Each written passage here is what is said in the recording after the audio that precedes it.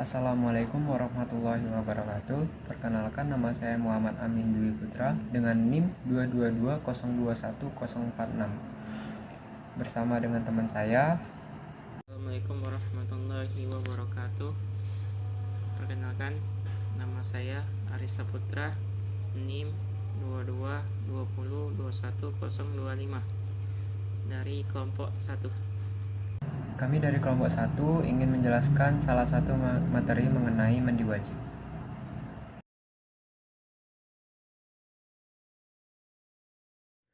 Mandi wajib disebut juga dengan mandi janabah yang wajib dikerjakan oleh seseorang yang berhadas besar dikarenakan sebab-sebab tertentu seperti keluar mani, haid, dan sebagainya.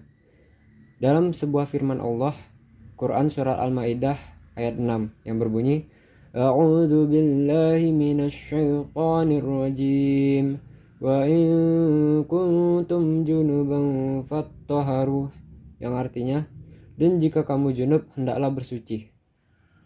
Di dalam surat lain Allah pun berfirman, A'udzu billahi minasyaitonir rajim wa yas'alunaka 'anil mahid qul huwa adzan fa'tazilun nisaa fil mahid wa la taqrabuhunna hatta yatahurna fa idza tatahharna fa'tuhunna min haitsu amarakumullah Innallaha yuhibbut tawwabin wa yuhibbul mutatahhirin. Yang artinya, mereka bertanya padamu tentang haid. Jawablah bahwa itu adalah kotoran. Dari itu hendaklah jauhi perempuan di waktu haid, dan jangan dekati mereka hingga suci. Maka bila mereka telah suci, boleh kamu mencampuri mereka, sebagai diperintah oleh Allah. Sungguh Allah mengasihi orang-orang yang taubat dan mengasihi orang-orang yang suci. Quran Surat Al-Baqarah ayat 222. Adapun sebab-sebab berhadas besar. Yang pertama, mengeluarkan air mani. Rasulullah SAW bersabda, Quntu rajulan madza'a fasa'altu Rasulullah SAW faqala ammal maniyyu fafihi al-ghuslu wa ammal madhyu fafihi al-wudu'. Rawahu Ahmad. Yang artinya adalah seseorang yang sering mengeluarkan mazi. Maka aku bertanya kepada Nabi SAW. Maka jawabnya, keluar mazi harus wudu dan keluar mani mandi. Hadis riwayat Ahmad nomor 662. Lalu adapun yang kedua, bertemunya kedua persunatan. Sabda Nabi SAW itu, Idzal taqal hitanani faqad wajabal ghusl. Yang artinya, apabila dua yang dihitan bertemu, maka sesungguhnya telah diwajibkan mandi. Hadis riwayat Ibnu Majah nomor 608. Yang ketiga, hendak menghadiri sholat Jumat.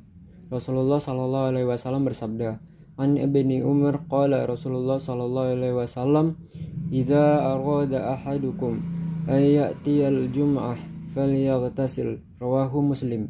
Yang artinya, dari Ibnu Umar Rasulullah SAW bersabda, apabila seorang dari kamu sekalian akan menghadiri sholat Jumat, maka hendaklah mandi. Hadis riwayat Muslim nomor 884. Lalu yang keempat yaitu baru lepas dari haid dan nifas. Yang kelima, mati. Bila seorang menemui ajal, wajiblah dimandikan, sebagaimana sabda Nabi, A'udzu billahi minasyaitonir rajim. An Ibni Abbas anna Rasulullah SAW qala fil muhrimil ladzi waqadathu naqutuhi igsiluhu bima'in wa sidri.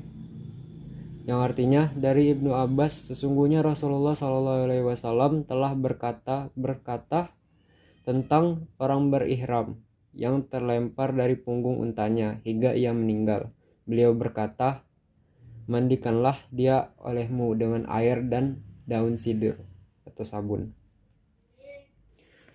Lalu yang keenam yaitu orang kafir bila masuk Islam, yaitu mu'alaf. Adapun tata cara tertib mandi wajib. Yang pertama yaitu mulailah dengan mencuci kedua tanganmu.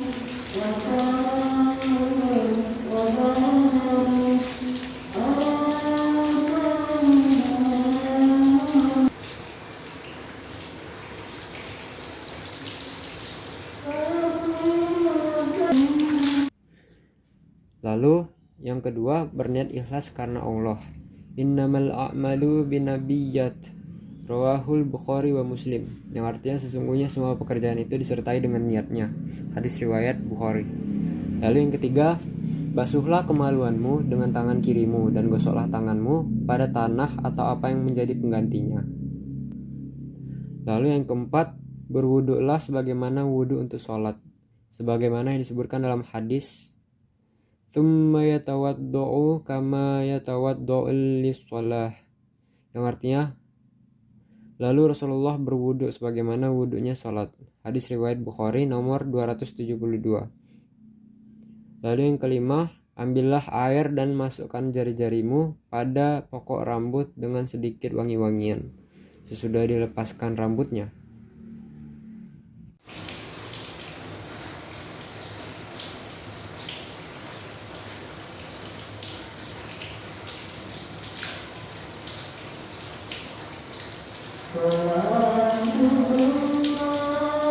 Lalu yang keenam, dan mulailah pada sisi yang kanan. Lalu yang ketujuh, tuangkan air ke atas kepalamu 3 kali, lalu ratakan atas badanmu semuanya dan digosok. Kemudian basuh kedua kakimu dan mendahulukan yang kanan daripada yang kiri. Yang ke-8, janganlah berlebih-lebihan dalam menggunakan air.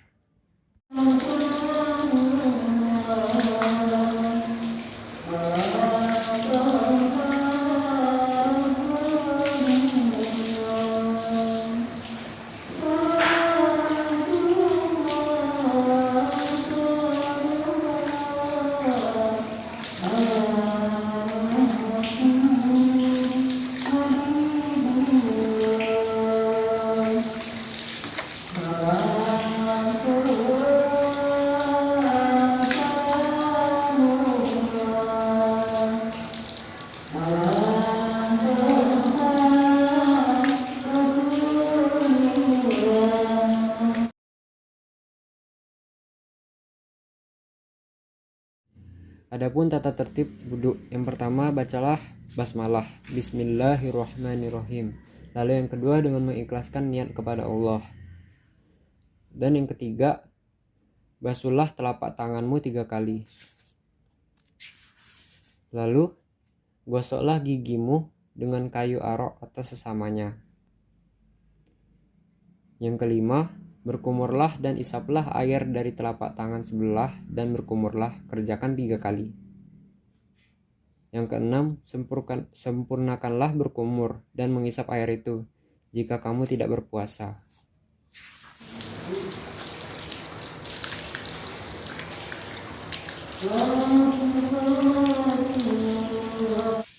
Yang ketujuh, basuhlah mukamu 3 kali.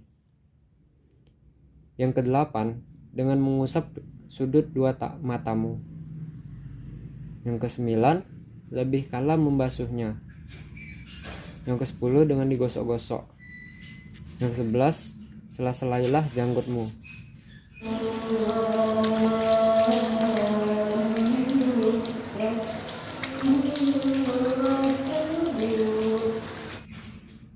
Yang ke-12, basuhlah kedua tanganmu beserta 2 sikumu dengan digosok 3 kali.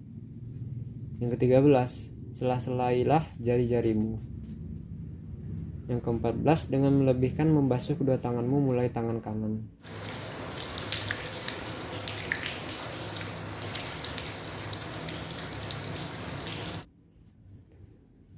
Yang ke-15, usaplah ubun-ubun atas sorbanmu. Yang ke-16, dengan mengerjakan kedua telapak tangan dari ujung muka hingga tengkuk dan kembali ke permulaan.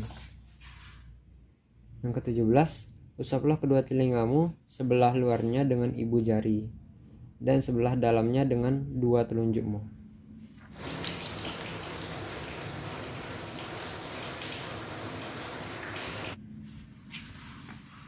Yang ke-18, basuhlah kedua kakimu beserta kedua mata kaki dengan digosok 3 kali. Yang ke-19, sela-selailah jari-jari kakimu dengan melebihkan membasuh keduanya.